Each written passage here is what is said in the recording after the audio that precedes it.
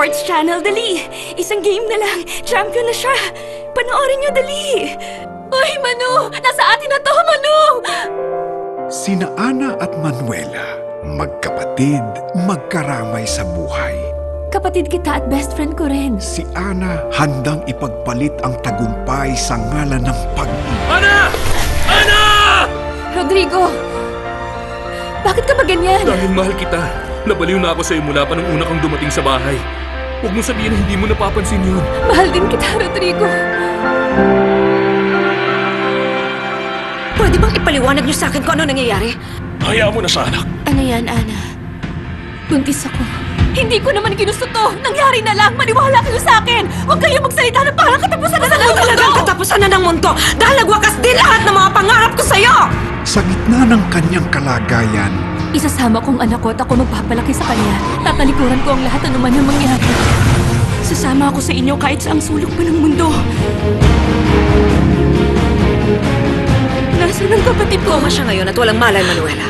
At nangyari ito dahil sa ideya mo, kasalanan mo ang lahat ng... Tama na po, Ma! Ana!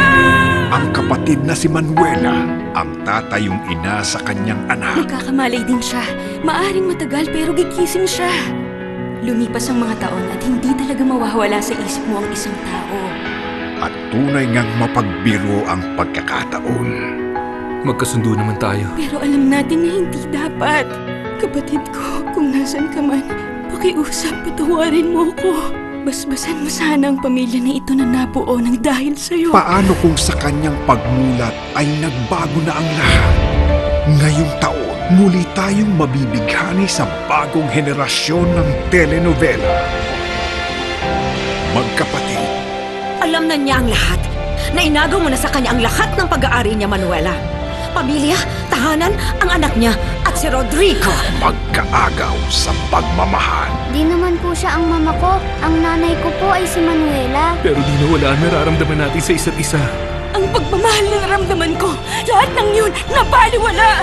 Ako ang siyang dapat na nasa kinalalagyan mo ngayon! Anak ko si Julia! Hindi mo siya anak! Ana, Manuela yung Agosto na sa ating Kapamilya Go!